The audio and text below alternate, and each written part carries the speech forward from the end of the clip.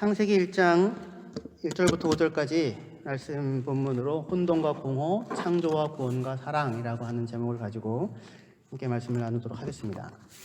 창조는 혼돈에서 질서를 만들고 공허에서 내용을 채우는 과정을 통하여 이루어졌습니다. 그렇죠?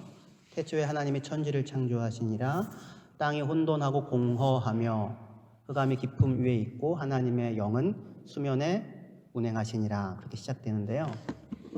하나님께서 창조의 일을 시작하실 때에 땅의 상태는 혼돈과 공허였습니다. 그죠?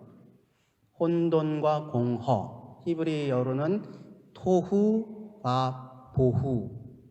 혼돈이라는 말 토후, 공허라는 말 보후 이렇게 됩니다. 그 혼돈이라고 하는 말은 보통 혼란, 혼돈, 어지러져 있음 이런 느낌이 들죠. 질서가 없는 상태, 규칙이 없는 상태, 원리가 없는 상태, 법칙이 없는 상태, 틀거리가 없는 상태를 말합니다. 그러니까 그런 것들이 없던 상태에서 질서를 세우고 규칙을 만들고 법칙을 세우고 그리고 그것에 근거하여 만들어진 터 위에 내용물이 채워지는 것이 창조였습니다. 그래서 질서가 없고 규칙이 없는 곳에 질서와 규칙을 만들어 놓는 것으로 사람들이, 생명들이 살만한 공간이 되게 만들어 내셨습니다. 저희 집에는 아이들이 셋이 있는데요. 그 한 방은 아무리 치워도 하루에 몇 번씩 치워도 또 혼돈과 공허로 돌아갑니다. 늘 혼돈합니다. 그러다가 가끔씩 이제 정신을 차려서 질서 있게 정리를 해놓으면 조금 살만합니다. 그러다 금방 다시 혼돈으로 돌아가고 말지요. 그러니까 온갖 어질러져 있으면 생명체들이 사람이 제대로 살기가 어렵잖아요. 그렇죠? 그 안에서 하나님이 구분하고 나누고 분리하고 한계를 정하고 경계를 세우는 것으로 창조의 일을 진행합니다. 하나님은 첫째 날, 둘째 날, 셋째 날에요. 이렇게 순서를 따라 첫째 날에 빛을 만들고 둘째 날에 하늘을 만드는데 하늘 위의 물과 아래 물을 나누어서 결국 하늘과 바다라고 할 수 있는 공간을 만들어 놓고요. 셋째 날 물을 한 곳으로 다 모으게 하여서 땅이 드러나게 하죠. 그래서 이제 땅을 드러나게 합니다. 그렇게 처음 세 날 동안에는 중요한 틀거리들을 만들어 놓습니다. 빛을 만드셔서 시간을 시작시키죠. 낮과 밤이 생기고, 그렇죠? 질서가 드러나기 시작합니다. 그리고 하늘, 바다, 그리고 땅을 이렇게 세워놓습니다. 그리고 이렇게 세워놓은 그 틀거리들 안에 넷째 날, 다섯째 날, 여섯째 날에는 그 내용물을 채워놓는 일을 하십니다. 앞에 보시면 첫째 날 빛에 해당되어지는 것에 넷째 날 해, 달, 별을 채워넣으시고 둘째 날 하늘과 바다를 구분하신 것에 다섯째 날 하늘의 새와 바다의 물고기를 번성하게 하십니다. 그리고 셋째 날 땅을 드러나게 하셨는데 여섯째 날 그 땅 위에 짐승들과 그리고 사람을 만들어서 그 안에 세워놓으십니다. 그렇죠? 이 창조는 이렇게 시간과 공간을 나누고 경계와 한계를 세우면서 이루어졌습니다. 섞여 있던 혼돈한 것이 구분되고 경계가 정해집니다. 낮과 어둠, 낮과 밤, 빛과 어둠, 그리고 하늘, 바다, 땅, 육지와 바다 이런 것들이 한계가 지어집니다. 굉장히 엄밀한 한계죠. 그죠? 땅과 하늘은 엄밀하게 구분이 되죠. 바다와 육지도 엄밀하게 구분이 되죠. 그죠? 해일이 일어나서 가끔 바다가 땅을 덮는다고 해도 다시 제자리로 돌아가죠. 밀물과 썰물이 일정하게 교차하죠. 결코 그 경계와 한계 이상을 넘어가지 않지요. 만약에 이 경계와 한계를 넘어가 버리면 어떤 일이 생깁니까? 죽지요, 사람들이. 생명체들이 살 수가 없죠. 혼돈으로 다시 되돌아가는 것일 것입니다. 사람들이 살 수가 없겠죠. 한계가 무너지고 경계가 허물어질 때. 물리학에서도 힘을 이렇게 지배하는 작은 상수 하나가 조금이라도 달라지면 온 생명체가 살 수가 없게 됩니다. 이게 이제 창조의 일이었어요. 우리의 삶이 지금 오늘 혼돈과 공허라고 하는 것을 살고 있다고 한다면 거기엔 뭐가 필요하겠습니까? 질서가 필요하고 규칙이 필요하고 원리가 들어와야 할 것입니다. 그죠? 그리고 그것을 따라서 구체적인 생명체들이 살아갈 수 있을 거예요. 이러한 창조는 지금 창세기 1장에서 이렇게 창조의 행위들이 이루어지는데, 이러한 창조는 물론 역사상 한 번 일어났지만 지금까지, 하지만 성경은 창세기는 창조의 일이 단 한 번 하나님께서 이 일을 행한 것이 아니라 죄에 빠져 있는 사람들을 구원해내는 일 가운데서도 창조의 일을 진행하신다라고 그렇게 반복하여서 이야기를 합니다.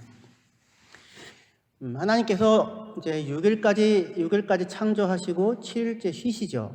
그때를 안식일이라고 부릅니다. 안식이라는 말은 쉰다는 의미보다는 그만두었다라고 하는 의미가 훨씬 강합니다. 왜 그만두었냐면 더 이상 할 일이 없다는 겁니다. 하나님이 창조의 일을 다 완성했기 때문에 더 이상은 할 일이 없었어요. 그런데 신약에 오면 예수님께서 안식일에도 뭘 하시냐면 일을 하십니다. 안식일에 병자를 고치고, 그렇죠? 그래서 그러면서 예수님이 하시는 말씀이 뭐냐면 내 아버지께서 지금까지 일하시니 나도 일한다, 그렇게 말씀하십니다. 그러니까 지금 창조가 다 끝나서 더 이상 할 것이 없어서 안식하셨는데, 예수님께서 말씀하시는 것은 하나님은 지금도 일을 하고 계신다라고 하는 겁니다. 그러니까 지금 아직 끝나지 않은, 여전히 하나님께서 해야 할 일들이 있는 거죠. 그 해야 할 일은 우리에게는 구원이라고 하는 형태로 나타납니다. 그리고 그 구원은 어떤 의미에서는 새로운 창조입니다. 다시 얘기해서 창조로 말미암아 질서와 내용이 채워졌던 세상과 삶이 무너져 내리고 다시 혼돈과 공허로 돌아가 버린 그 상황에서 하나님이 다시 찾아와 거기에 질서를 세우고 다시 생명이 살 수 있는 환경을 만들어 가신다라고 하는 것인 거죠.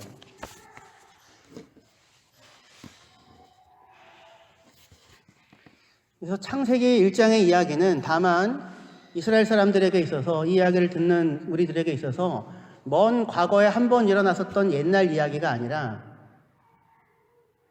오늘 죄와 허물로 말미암아 여전히 혼돈과 공허라고 하는 것이 우리 삶을 붙잡고 있다 여겨지는 모든 사람들에게 다시 한번 하나님께서 빛이 있으라 말씀하시고, 혼돈과 공허 가운데 하나님의 영이 수면에 운행하여 질서와 생명을 만들어내는 그러한 말씀으로서 얼마든지 언제든지 다시 들어야 하고 다시 들을 수 있는 내용이 되는 것입니다.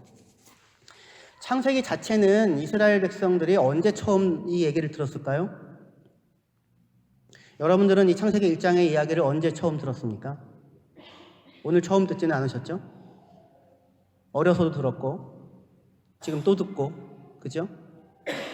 저는 20대 때 이게 도대체 이 땅이 혼돈하고 공허하다, 이게 땅이 지구인지 온 천지 우주인지 궁창이라는 게 뭔지 막 이런 거 고민하면서 듣기도 하고, 지구가 먼저 생겼나 뭐 태양이 뭐 이런 생각을 하면서 듣기도 했었습니다. 20대 때는요.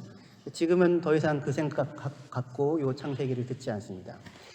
창세기 1장의 이야기는 우리가 살면서 오늘 듣고 아마 60이 돼서 또 80이 돼서 여러분들 또 들을 수도 있을 것입니다. 근데 들을 때마다 아마 다를 거예요. 들을 때마다 다른 삶의 자리에서 이야기를 들을 것입니다. 그런데 이스라엘 백성이 제일 처음에 이 창세기 1장의 얘기를 들었을 때는 언제냐면 출애굽하여 시내산에 왔을 때에 처음으로 모세를 통하여 창세기 이야기를 듣게 됩니다. 그러니까 창세기 이야기를 듣는 사람들은 누구냐면 하나님이 계신 거야 안 계신 거야 라는 게 궁금한 사람들이 아니라 이미 하나님의 구원을 경험한 하나님의 백성들입니다. 하나님 백성들에게 도대체 하나님은 어떤 분이고 왜 우리를 구원해 내셨으며 구원해 내셔서 무엇을 하려고 하시는가 라고 하는 그 물음에 답하면서 주어지는 것이 창세기이고 창세기 1장의 말씀입니다. 하나님은 어떤 분이십니까? 우리를 구원하신 하나님은 어떤 분이십니까? 천지를 창조하신 하나님이시죠. 천지를 창조하신 하나님이십니다. 그 천지를 창조하신 그 하나님께서 왜 이스라엘 백성을 이집트에서 구원해 내셨습니까? 아브라함에게 하신 약속 때문이죠. 이스라엘 백성을 구원해 내셔서 하나님은 지금 무엇을 하려고 하십니까? 하나님께서 저와 여러분을 구원해 내셨죠. 구원해 내셔서 무엇을 하려고 하십니까? 지옥 안 보내고 천국 가게 하려고. 지금 죽어도 천국 간다. 다 이루었도다. 그러면 지금 데려가시지요. 왜 안 데려가실까요? 그게 목적이라면, 그게 전부라면 예수 믿었으니까 죽어도 천국 가니까 지금 데려가셔도 되잖아요. 하나님이 이스라엘 백성을 구원해 내신 이유는 무엇입니까? 땅에 있는 모든 족속이 이스라엘 안에서 복을 받게 하시려고 아브라함을 부르셨고 이스라엘을 부르셨고 저와 여러분들을 부르셨고 교회를 세우신 것입니다. 똑같이 출애굽 사건을 통하여서 이스라엘 백성도 하나님을 만났고 이집트 사람들도 하나님을 만났지만 이집트 사람들은 그 하나님을 구원자로 경험한 것이 아니었고 심판하시는 존재로 경험했죠. 그런데 이스라엘 사람들에게는 하나님은 구원자였고 그 하나님은 자기들의 하나님이었습니다. 자기를 사랑하는 하나님이었습니다. 하나님을 알게 됐어요. 똑같은 사건을 겪었는데 이스라엘 백성은 하나님을 사랑하고 하나님을 경배하고 섬기는 하나님의 백성으로 나타나게 되었고 세상을 대표하는 이집트는 그렇지 않았었습니다.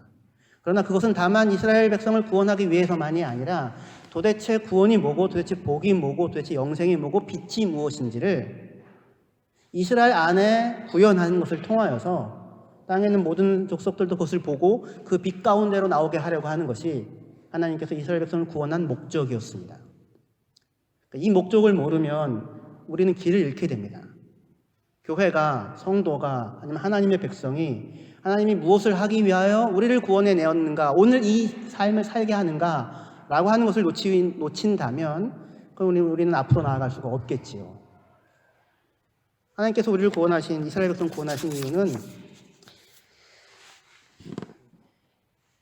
땅에 있는 모든 족속의 복인데 그것을 창세기 1장의 형태로 이야기한다면 지금 현재 이집트는 어떤 의미에서 보면 질서 정연한 체계잖아요. 그러나 그 질서는 누구를 위한 질서입니까? 그건 모든 사람들이 복을 얻을 수 있는 질서의 체계였나요? 아니죠. 바로 한 사람을 위하여 모든 사람들이 동원이 되어지는 그런 모습이었죠. 거기야말로 폭력의 독점으로 인한 혼돈과 공허의 세상이죠. 거기서 이스라엘 백성을 건져내서 시내산에서 새로운 법을 주심으로 새로운 질서를 성립시키십니다. 그리고 그 질서를 따라서 삶을 살게 하는 일종의 창조의 일을 출애굽 사건을 통하여서 하나님께서는 진행을 하시는 것이지요. 신명기 32장 9절에서 12절까지를 보시면 여호와의 분깃은 자기 백성이라 야곱은 그가 택하신 기업이로다. 여호와께서 그를 황무지에서 짐승이 부르짖는 광야에서 만나시고 호위하시며 보호하시며 자기의 눈동자같이 지키셨도다. 마치 독수리가 자기의 보금자리를 어지럽게 하며 자기의 새끼 위에 너풀거리며 그의 날개를 펴서 새끼를 받으며 그의 날개 위에 그것을 엎는 것 같이 여호와께서 홀로 그를 인도하셨고 그와 함께한 다른 신이 없었도다 라고 신명기 32장이 말씀합니다. 신명기 32장의 이 말씀은 굉장히 중요한 말씀입니다. 여러분들 꼭 기억하십시오. 신명기 32장. 신명기 32장에 하나님은 출애굽 사건을 무엇에 비교하여 말씀하시냐면 태초의 창조의 사건에 비유하여 말씀하십니다. 하나님께서 이스라엘 백성을 어디서 만났냐면 광야에서 만나셨고 황무지에서 만나셨습니다. 근데 그 광야라고 번역된 말이 히브리어로는 토후예요. 혼돈이라는 말과 똑같습니다.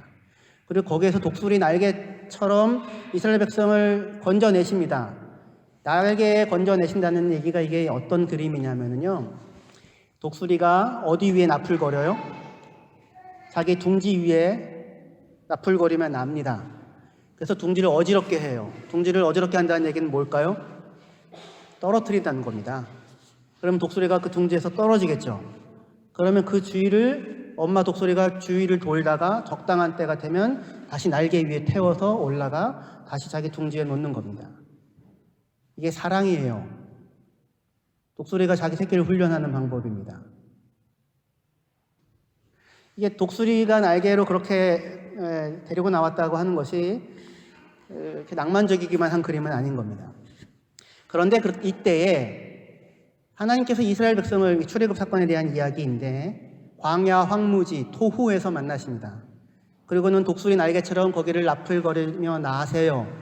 이거를 운행하신다. 히브리어로는 라하프라고 하고 창세기 1장 2절에 아까 봤잖아요. 땅이 혼돈하고 공허하며 흑암이 깊음이 있고 하나님의 신이 하나님의 영이 수면 위에 운행하신다. 날아다니신다. 라하프입니다. 토우와 라하프가 둘 다 등장하는 구절은 창세기 1장과 여기 신명기 32장 이외에는 없습니다. 아주 밀접하게 연결되어져 있다는 얘기입니다. 그 데이터를 아는 게 중요한 게 아니라 데이터는 몰라도 잊어버려도 되지만 하나님은 지금 여기 32장에서 출애굽 사건을 무엇의 재판으로 기록하고 다시 하는 이야기로 기록하고 있냐면 창조의 일을 다시 시작하시는 것으로 기록하고 있습니다. 그러니까 이스라엘 사람들은 지금 그러니까 출애굽하여 하나님이 자신을 건져내신 사건을 창조의 이야기에 비추어 읽어야 하고 그리고 창조의 이야기를 보면서 하나님이 지금 자신들 안에서 무슨 일을 하고 있는가라고 하는 것을 또 가늠할 수 있어야 하는 것입니다. 출애굽 사건 자체가 사실 그래요. 10가지 재앙이 일어나죠. 10가지 재앙 자체가 사실은 창조의 이미지를 다 가지고 와서 사용을 하고 있습니다. 하나님께서 빛과 어두움을 나누시죠. 자기 백성과 자기 백성이 아닌 바로의 백성을 구분하십니다. 창조는 철저하게 무슨 일을 하는 거냐면 구분하고 나누는 일을 하는 거예요. 빛과 어둠을 나누고 그리고 바다와 육지를 나누고 또 궁창과 궁창 위아래를 나누고 등등 그렇게 나누는 일들을 하는 거죠. 경계와 한계를 정합니다. 출애굽 사건에서 우리가 중요하게 보여지는 나눔은 뭐냐면 하나님께서 자기 백성 이스라엘과 바로의 백성을 구분하고 나누는 것입니다. 그리고 그렇게 나누어진 것에 근거하여 자기 백성들에게는 무엇이 비치고 빛이 비치고 그렇지 않은 곳에는 흑암이 가득한 것을 보여 나타내십니다. 자기 백성들 안에는 생명이 지배하고 그렇지 않은 다른 곳에는 사망이 지배하는 것을 나누어 내시는 것이죠. 그렇죠? 창조의 일을 반복하십니다. 여러 가지 10가지 재앙이 있는데 무슨 이 파리, 개구리, 메뚜기 이런 것들이 있지 않아야 할 자리에 돌아다니죠. 있지 않아야 될 곳에 돌아다니는 것이 경계를 허물고 혼돈으로 돌아가는 거잖아요. 그렇죠? 그 가운데서도 하나님은 모든 것이 죽음으로 지배되어지는 그날 어린 양의 핏값으로 자기의 백성으로 선택한 자기 백성을 구원해내시고 구속해내심으로 한 백성을 창조하여 낳으시고 계십니다. 새로운 창조죠.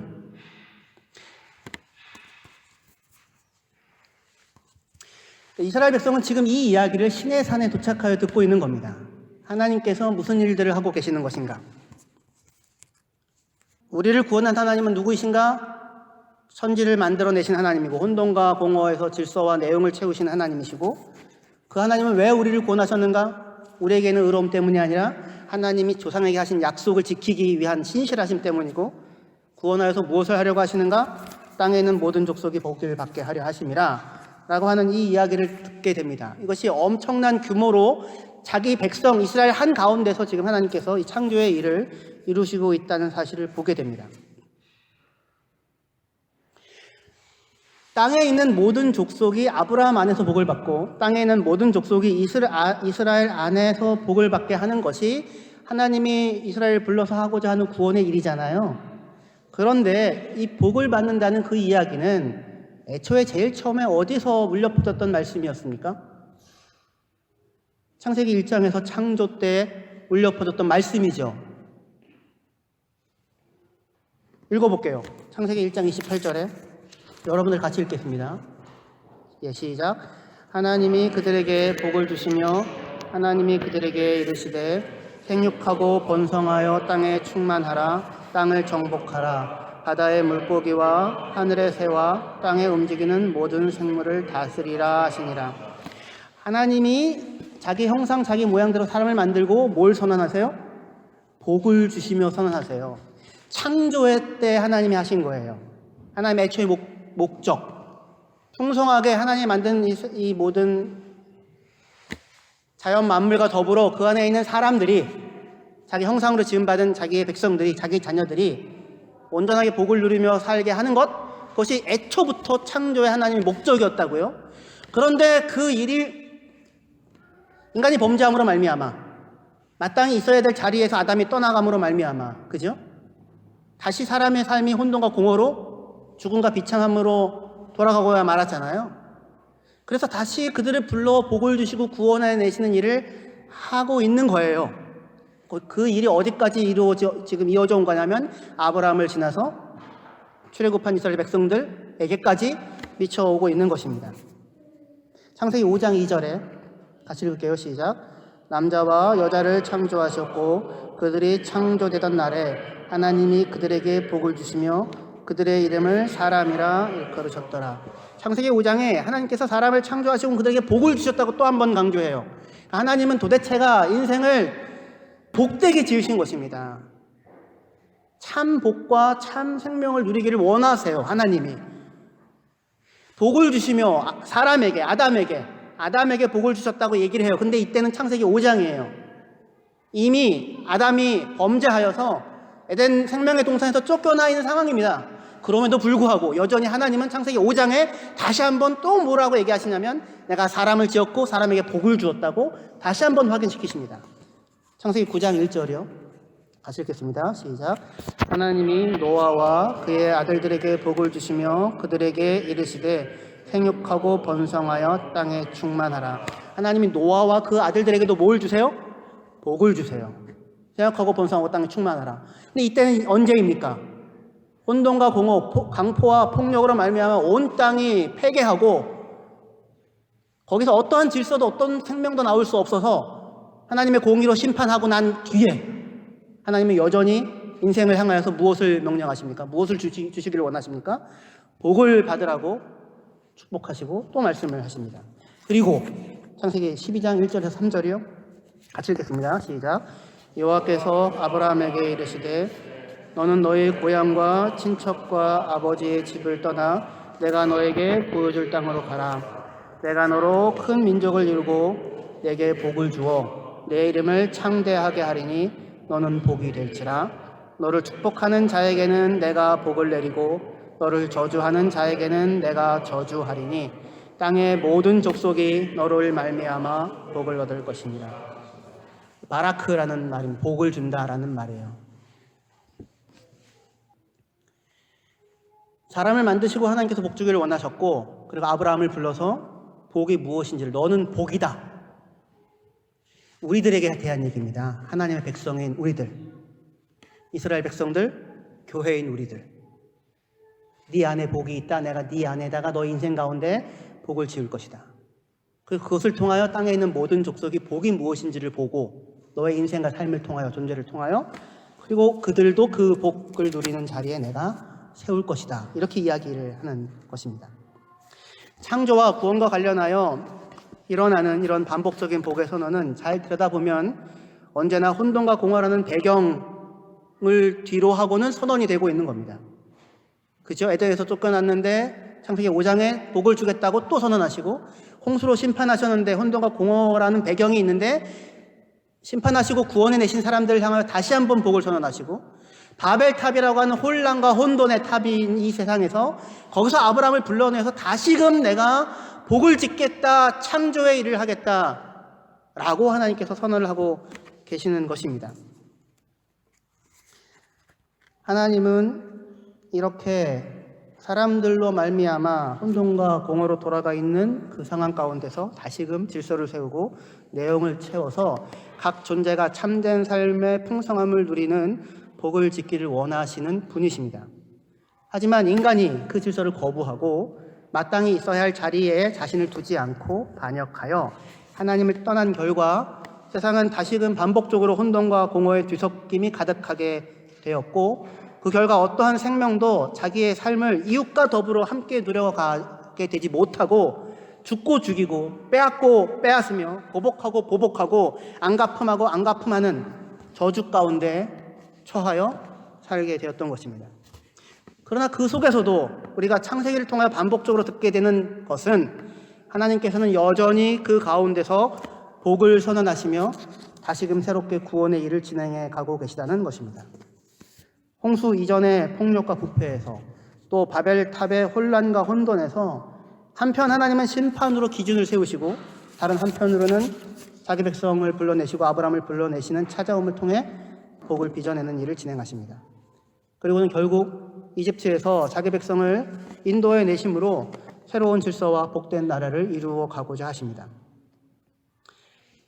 이스라엘을 불러서 하나님이 하고자 하는 일이 무엇인지는 여러 번 말씀드렸지만 다시 한번 우리가 말씀을 통해 확인해 보겠습니다. 출애굽기 19장 4절에서 6절까지의 말씀입니다. 제가 읽겠습니다. 내가 애굽 사람에게 어떻게 행하였은가, 내가 어떻게 독수리 날개로 너희를 업어, 여기도 똑같이 독수리 날개라는 표현이 나오죠. 독수리 날개로 너희를 업어 내게로 인도하였음을 너희가 보았느니라. 세계가 다 내게 속하였나니 너희가 내 말을 잘 듣고 내 언약을 지키면 너희는 모든 민족 중에서 내 소유가 되겠고, 어떻게 하면은요? 너희가 내 말을 잘 듣고 내 언약을 지키면 입니다. 그러면 너희는 내 모든 민족 중에서 내 소유가 되겠고 너희가 내게 대하여 제사장 나라가 되며 거룩한 백성이 되리라. 너는 이 말을 이스라엘 자손에게 전할지어다. 하나님이 우리를 구원하신 목표예요. 나 잘 먹고 잘 살기 위해서 구원하신 게 아니고요. 그러니까 어떤 사명을 주어서 우리를 불러내시는 것입니다. 해와 달과 별을 하나님이 지으셨죠? 왜요? 사명을 주시죠. 낮을 주관하고 밤을 주관하고 사시와 일자와 연한을 이루는 일을 하라고. 그 일을 해와 달과 별들은 지금까지 단 한 번도 어김없이 지키고 준행하고 순종하여 해왔어요. 그 결과 이 땅이 혼돈과 카오스로 변하는 게 아니라 그나마 사람들이 살 수 있는 공간이 되어 왔던 것이죠. 무엇을 지켰으므로? 하나님이 세워놓으신 법을, 원리를, 그 뜻을 따라 지켜냈으므로. 우리들에게도 똑같이 얘기하는 거예요.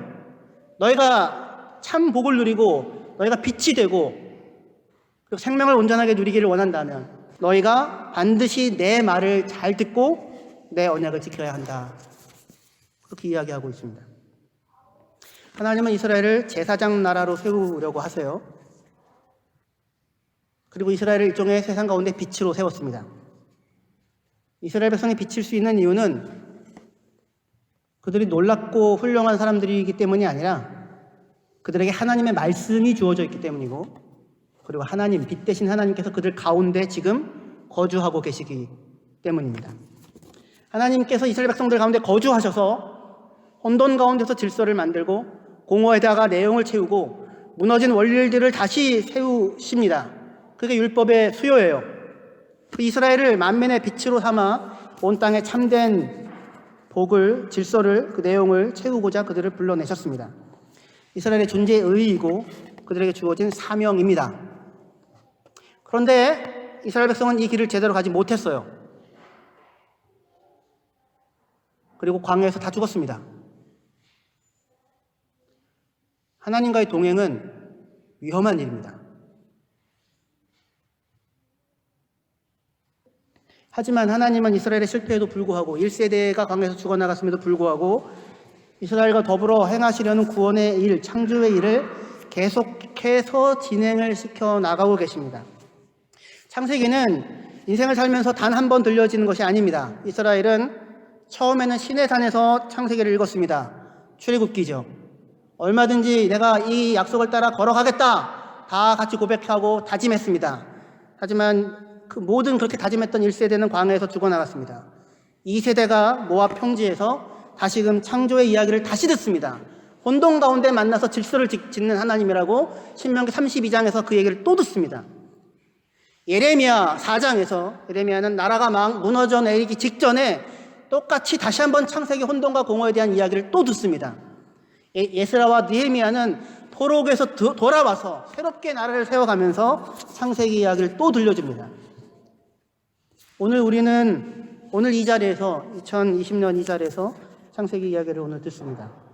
사실 창세기는 창세기 1장은 2008년도 제가 처음 목회 시작하면서 창세기 강해를 한 31번 정도 했었습니다.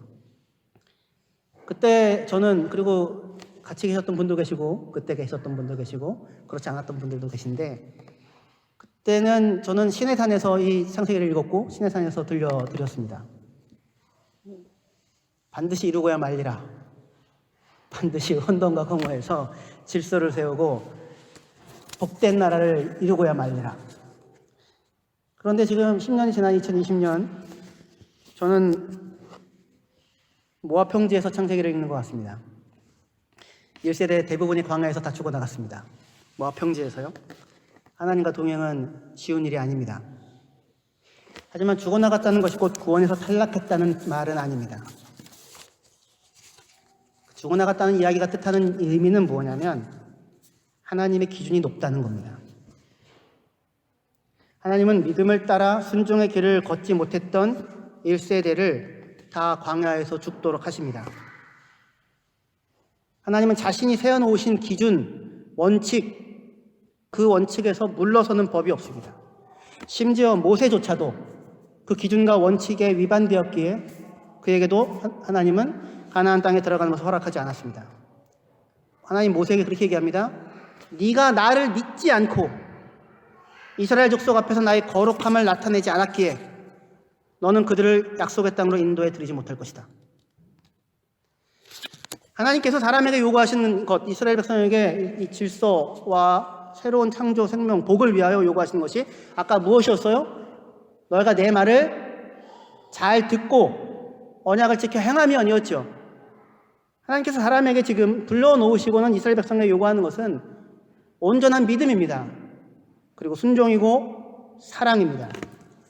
가나안 땅에 들어갔던 갈렙에 대하여 하나님이 이렇게 얘기합니다. 네가 나를 온전히 따랐다. 그게 하나님이 정해놓은 기준이에요. 하나님은 그 이하에서 타협하고 적당한 선에서 들여보내지 않으시는 분이십니다. 절대로 그 이하로는 만족하지 않습니다. 무슨 얘기냐면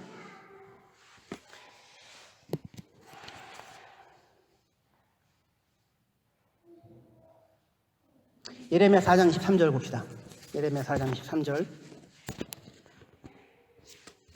보라, 내가 땅을 본즉 혼돈하고 공허하며 하늘에는 빛이 없으며 내가 산들을 본즉 다 진동하며 작은 산들도 요동하며 내가 본즉 사람이 없으며 공중의 새가 다 날아갔으며 보라, 내가 본즉 좋은 땅이 황무지가 되었으며 그 모든 성읍이 여호와 앞 그의 앞 맹렬한 진노 앞에서 무너졌으니 여호와께서 이와 같이 말씀하시기를 이 온 땅이 황폐할 것이나 내가 진멸하지는 아니할 것이며 이로 말미암아 땅이 슬퍼할 것이며 위에 하늘이 어두울 것이라. 내가 이미 말하였으며 작정하였고 후회하지 아니하였은즉 또한 거기서 돌이키지 아니하리라 하셨음이로다. 땅이 혼돈하고 공허한 상태를 봅니다. 사람도 없고요, 빛도 없고요, 새들도 공중에서 다 날아가 버렸습니다. 이유는 하나님의 맹렬한 진노 앞에 무너져 내렸기 때문입니다. 그런데 27절에 하나님이 이렇게 말씀하십니다. 여호와께서 이와 같이 말씀하시기를 이 온 땅이 황폐할 것이나 내가 진멸하지는 아니할 것이라. 무슨 얘기입니까? 하나님께서 지금 진멸하기 위하여 심판하신 것이 아니라는 말입니다. 그러나 동시에 하나님은 절대로 중간에 적당한 선에서 결코 타협하지 않으실 것입니다. 온 땅이 황폐하게 된다고 할지라도 하나님이 정하신 기준, 하나님이 정하신 원리, 그것을 낮추지 않으실 것입니다. 왜냐하면 하나님께서 사람에게 의도하신 복과 생명은 다만 생존이 아니라 하나님께서 사람에게 요구하시고 원하시고 기대하시는 모습은 사랑이기 때문에 그렇습니다. 우리는 먹고 사니 짐이 해결되면 된다고 생각한다면 그건 짐승입니다. 먹고 사니 짐이 해결되는 것이 전부라 그러면 짐승이죠. 하나님께서 사람에게 기대하고 요구하고 원하는 것은 온전한 헌신, 전부를 주는 사랑이고 하나님은 그 전부를 주는 사랑으로 우리를 찾아오셨고 우리를 만나십니다. 그리고 그 이하로는 절대로 타협하지 않으실 거예요. 왜냐하면 하나님은 사람을 짐승이나 이런 존재로 지은 게 아니라 하나님과 방불한 하나님의 형상인 하나님과 같은 그런 급의 존재로 사랑이라고 하는 것을 주고 나눌 수 있는 존재로 만드셨기 때문입니다. 다른 땅에 있는 모든 생물체들은 다 그 종류대로 지어졌다고 하죠. 그 종류대로 지으셨고 그 종류대로 지으셨고 그 종류대로 지으셨다고? 사람은요? 사람은 어떤 종류로 지으셨습니까? 종류대로 지었다는 얘기가 없고 하나님의 형상을 따라 지었다고 말씀합니다. 사람이 속한 종류는 어디예요? 하나님인 거예요. 하나님. 짐승과 같은 자리에 있는 게 아니에요. 사람은. 그런데 스스로 자기 자신을 하나님을 떠나서 그 자리에서 떠나자 자기가 누구인지를 알지 못하고 무슨 일을 하여도 결국에는 내가 누군지를 알지 못하니까 자기가 짐승과 다름없다고 생각하니까 혼돈과 공허를 살 수밖에 없는 것이죠. 거기서 자꾸 불러내시는 것입니다. 아니라고. 하나님께서 사랑으로 끊임없이 이스라엘 찾아오시고 불러내십니다. 그러면서 이야기하세요. 내게로 돌아오라고. 예레미야 4장 1절에서 4절입니다. 읽겠습니다. 여호와께서 이르시되 이스라엘아 내가 돌아오려거든 내게로 돌아오라. 내가 만일 나의 목전에서 가증한 것을 버리고 내가 흔들리지 아니하며 진실과 정의와 공의로 여호와의 삶을 두고 맹세하면, 사랑하면이라는 말과 똑같은 말입니다. 나라들이 나로 말미암아 스스로 복을 빌며 나로 말미암아 자랑하리라. 여호와께서 유다와 예루살렘 사람에게 이와 같이 이르노라. 너희 묵은 땅을 갈고 가시덤불에 파종하지 말아라. 적당히 하지 말아라 얘기입니다. 중간에 타협하지 말라는 얘기입니다. 다 걷어내어라 라는 얘기입니다. 유다인과 예루살렘 주민들아 너희는 스스로 할례를 행하여 너희 마음 가죽을 베고 나 여호와께 속하라. 그리하지 아니하면 너희 악행으로 말미암아 나의 분노가 불같이 일어나 사르리니 그것을 끌 자가 없으리라. 내게로 돌아오라. 내게로 돌아오라. 진실과 공의와 정의를 행해라. 사랑을 따라 살아라. 묵은 땅을 갈아엎어라. 가시덤불 위에 임시 방편으로 파종하지 말아라. 마음의 할례를 행해라. 나에게 속하라. 그렇지 않으면 내 분노가 너희를 살릴 것이다. 이 얘기를 들으세요. 무슨 얘기냐면 하나님이 하나님씩이나 되셔가지고 태양을 빚어서 하늘에 만드실 수 있는 그 하나님이 태양을 여러분 앞에다 갖다 놓으면 우리 어떻게 될 거예요? 죽어버리겠죠? 그 앞에 우리는 아무것도 아니에요. 하나님 앞에 우리는 정말 아무것도 아닌 존재라고요. 어떤 의미에서 보면. 그런데 하나님께서 우리를 어떻게 생각하시는지, 얼마나 귀하게 여기시는지, 그 태양 앞에 갖다 놓으면 그냥 죽어버릴 그런 존재인데 하나님은 우리에게 그렇게 하지 않고 뭐라고 얘기하냐면 나에게 돌아오라. 나에게 돌아오라. 내 백성아 나를 찾아라. 스스로 마음의 밭을 기경해라. 마음의 할례를 행해라. 나에게 속하여라. 라고 뭘 하세요? 호소를 하세요. 말을 하세요.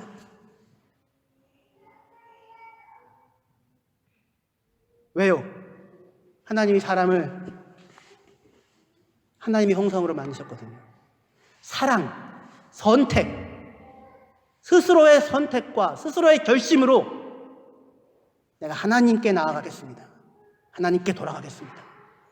하나님이 온 생명을 바쳐서 나를 사랑하셨듯 나도 내 온 존재 전체를 다 동원하여 하나님을 사랑하겠습니다. 라고 내 스스로 마음의 할례를 행하고 스스로 작정하여 그 하나님께 나아가기를 원하시는 거예요. 왜요?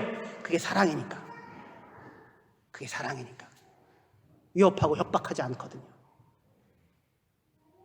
하나님씩이나 되어가지고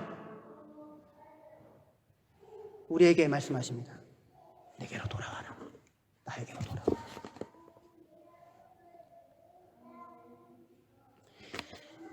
우리의 삶이 오늘 다시 혼돈과 공허 가운데 혹시 있다면 나에게로 돌아오라고, 묵은 땅을 기경하라고, 마음의 할례를 행하라고 말씀하시는 이 하나님의 절절한 부름을 들으시고 우리 온 존재를 다하여 하나님께 반응하시며 나아가시기를 주님의 이름으로 축원합니다.